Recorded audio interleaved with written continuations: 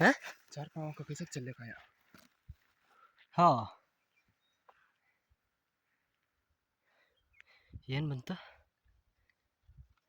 ಗೊತ್ತಿಲ್ಲ, ಬಟ್ ಏನೋ ನಡ್ಕೊಂಡ್ ಬರ್ತಿದೆ. ಯಾವ ಕಲರ್ ಇತ್ತು? ಕಲರ್ ನೋಡಿಲ್ಲ. ಸೌಂಡ್ ಕೇಳಿಸ್ತೀನೋ? ನಡಿ ಮೇಲೆ ನಡಿ.